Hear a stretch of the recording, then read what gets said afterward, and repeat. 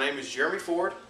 I am currently residing in Knoxville, Tennessee, and going to East Tennessee State University online to try to finish up my degree in exercise science.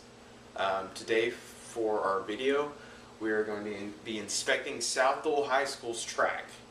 I graduated in '08 there, ran track there, and it's kind of close to me. So the first thing I did, when you go into some facility or a venue, you obviously want to check out the very obvious things.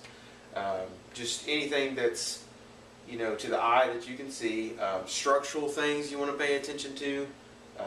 You know, the sidewalks, the brick and stuff like that. You just want to pay attention to that sort of thing, just to see if there's any structural issues. Because if there's structural issues, they need to be addressed. The other thing that you need to pay attention to is if you have certain obstacles or that sort of thing in walkways or in the actual field or track or whatever you're inspecting, you want to take time and address those as well. The very first thing that I saw, well, if this thing works, is this mat that is laid across the track, and there's actually a power cord that runs from the lights all the way across the track into on the field. Now obviously this is a major problem. I don't know if you can tell from the video, but this mat is just scrap. I mean, it's awful. There's little tears in it and stuff already from where people have been running on and on anyway. So this is obviously an issue.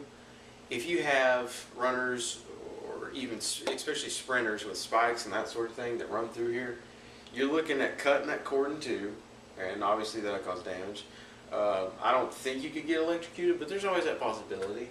And just the simple fact that if the spikes caught the mat, somebody could topple over, you know, break a bone, snap a tendon, something like that, and that's obviously a problem. This is also a public track, so anybody's welcome to come down there and you know, walk on the track and that sort of thing. And you don't want obstacles like that in the way that could, you know, trip somebody up, especially like, you know, the elderly, the kids, that sort of thing. So that's one of the things to look for. Another thing I noticed on the side of the track and the inside of the track, there is this long gravel pathway for, you know, bushes. It's more decorative and that sort of thing. And obviously on like lane 3 or something, I actually found a couple of rocks. They're pretty good size. Now, again, you have runners, elderly kids running around on this track. You're looking at rolling an ankle or something like that, maybe even spraining an ankle, whatever, you know. This could have been fixed, obviously, with some mulch or something other than gravel. Gravel was probably a poor choice in this sort of thing, and it's very risky to have something like that. So,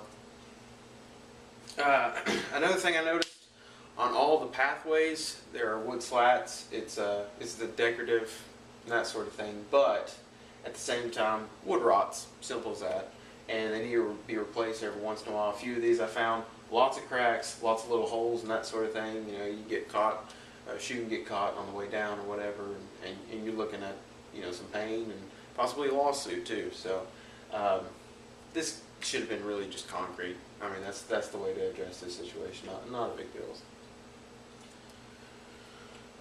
Another thing I noticed, the actual track itself is very old, and there's been a lot of patchwork and that sort of thing. Lots of cracks in it, and they've just kind of, you know, slapped some glue to it and that sort of thing. So again, this is a public track, and you're looking at the legal risk and that sort of thing of people tripping up and hurting themselves on a track because of negligence. So not a good situation. I hope you enjoyed this video. In conclusion, the problem areas here could have very easily been fixed.